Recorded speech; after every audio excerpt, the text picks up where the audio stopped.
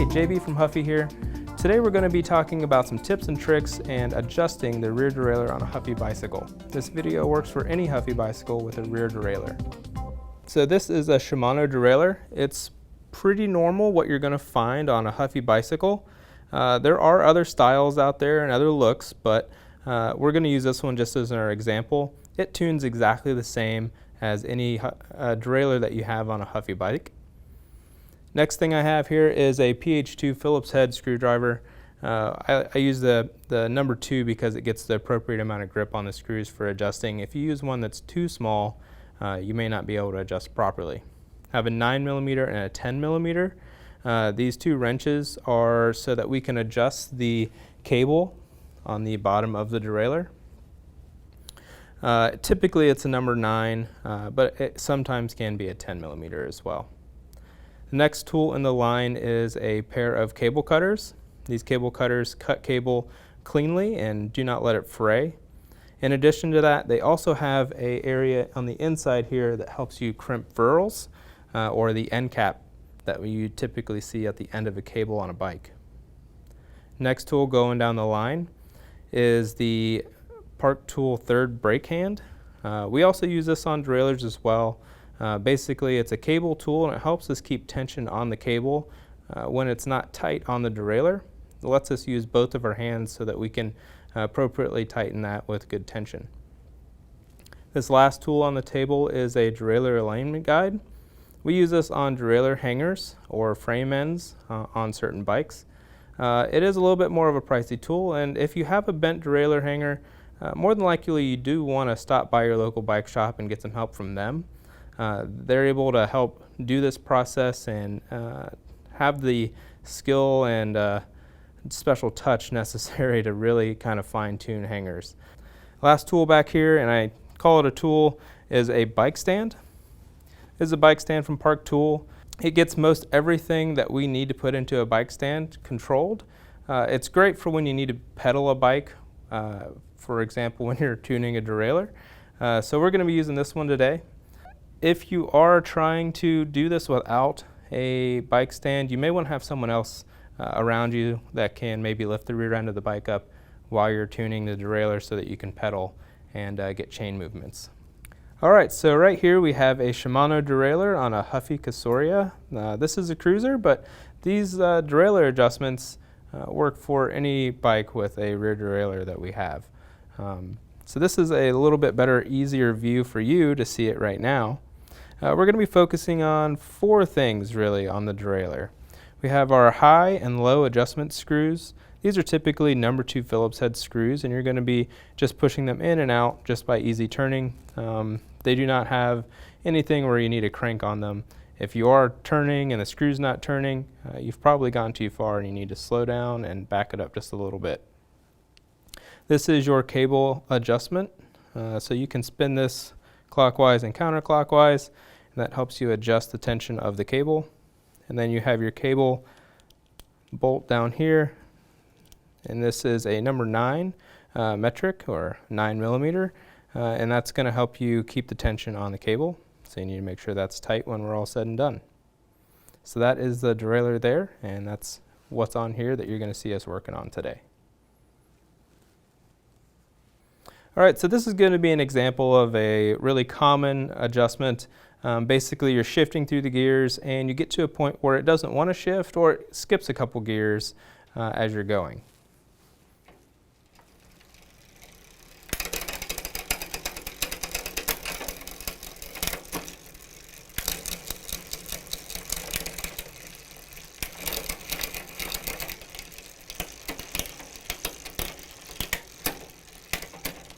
Alright, so we noticed that our shifting is in pretty bad shape now.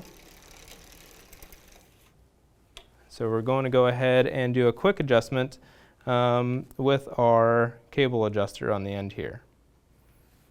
So I'm going to add some tension by turning counterclockwise and see how it works now.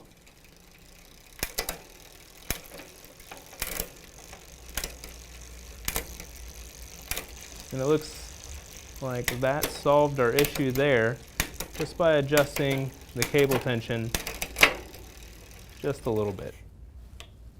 I gave that about 1 full turn. You may need to do a little bit more, maybe a little bit less. You can play with it just to get it right. But once again, that's primarily for adjusting shifting gears in the middle of the cassette, where you have like a hang up or a multi-gear shift somewhere in the middle. And this is primarily where you're going to want to adjust from. All right, so here's another scenario that comes up commonly, is when you are shifting through your gears, you can't get into the highest gear. It somehow will shift through most everything else, but then when you try to get to your highest gear, or the smallest cog on the cassette here, you just can't get there. We're going to adjust that by adjusting the high limit screw on your derailleur. This one has the H next to it, and it's going to adjust where this hanger lies when you are at the highest gear position. So this is just kind of an example of shifting through gears.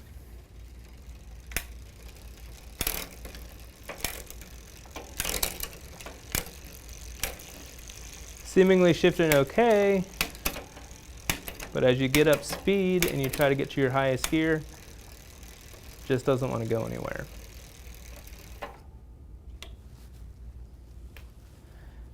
So when you're adjusting your high limit screw, you're going to notice some movement on your derailleur. We're trying to align the last cog on your cassette with the first cog on your derailleur, which is right here. So if you look straight down across everything, you'll start to notice when that screw adjustment starts bringing your derailleur back out. So I'm going to go ahead and line my screwdriver up here, and I'm turning counterclockwise to bring the derailleur back out to the outside of the bike. So I gave it about 3 spins there because I noticed it was pretty far in, but you want to typically do 1 full turn at a time, and if you need to do some fine-tuning adjustments, you can do a 1/4 turn at a time. So let's try this and see if that helped.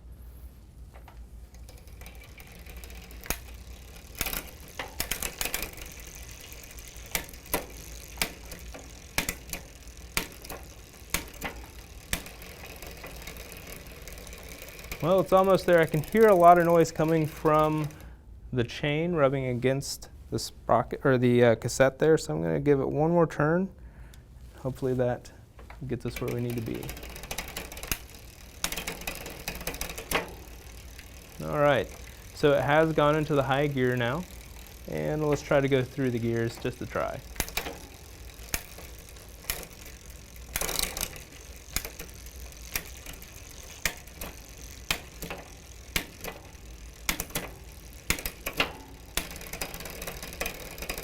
Alright, so it is getting into the gear, but it's being a little rough to get there, so I'm going to back this off just a little bit more. Give it 1 more try.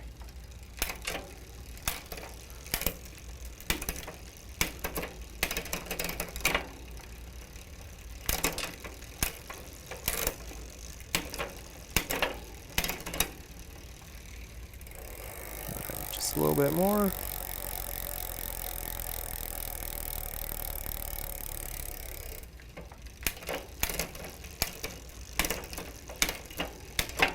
There we go.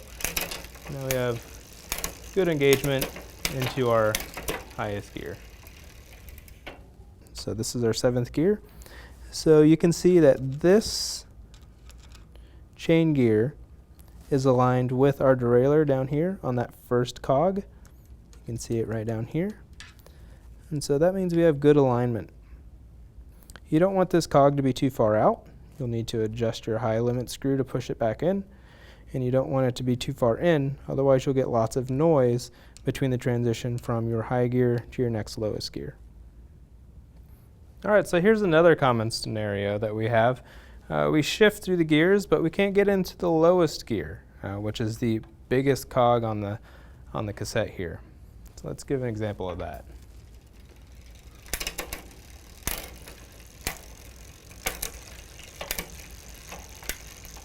So you just heard the last click on the shifter. We're not engaging that last gear there, which in this case is gear number 1.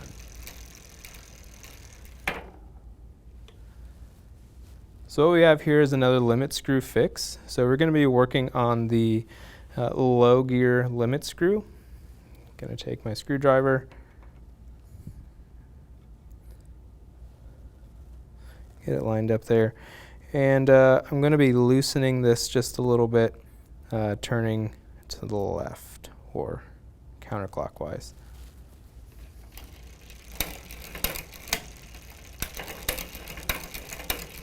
So you can hear the rattling there. It's like it wants to change gear up into the first gear, but it's not allowing it. So I'm going to adjust this just a little bit more.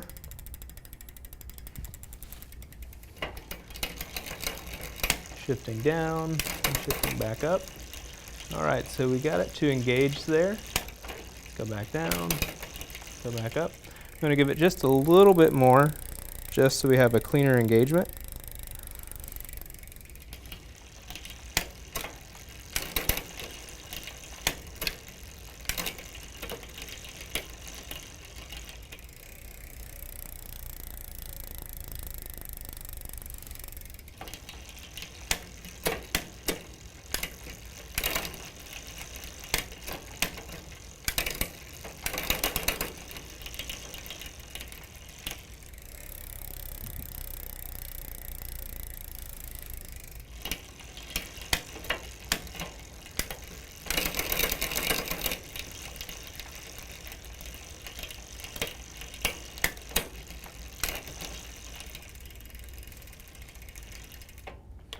I'm going to check my cog wheels on my derailleur compared to my sprockets here on my cassette, and you want to make sure that your cog is aligned with your lowest gear there, and you can affect that with your low gear limit screw. You can push that further out or bring it in.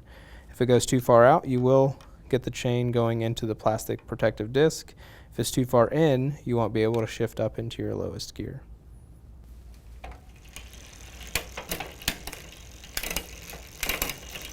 What I'm looking for is just the clean engagement, the shift to happen reasonably quickly after I click the shifter on the handlebar. And I think that's pretty good where we're at. If you're running into the scenario where you're pedaling and you shift into that gear and the chain has fallen off of the cog and it's between the cassette and the plastic disc that guards your spokes, you need to tighten your limit screw so that does not happen. So I'm holding this derailleur in place just to make this happen, but it can happen on its own as well. So letting that go, it kind of pushes it back in, but we need to make sure that our limit screws are properly adjusted so that that cannot happen. If the chain gets into that plastic disc, it can cause a jam right there and can cause an accident. So you don't want that to happen. So you want to make sure that the low gear limit screw is properly adjusted.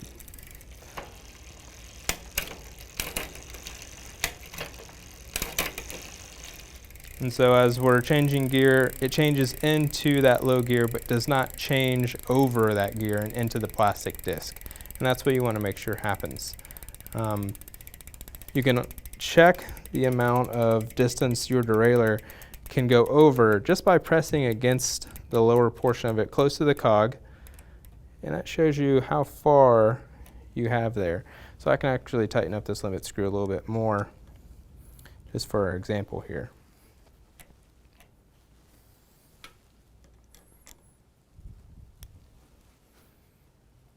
All right, so now I can't push that as far over, so we're in a safer position there. Now that may affect my shifting, what I just did there, so I may need to readjust to make sure that I can go from the next highest gear back into that low gear.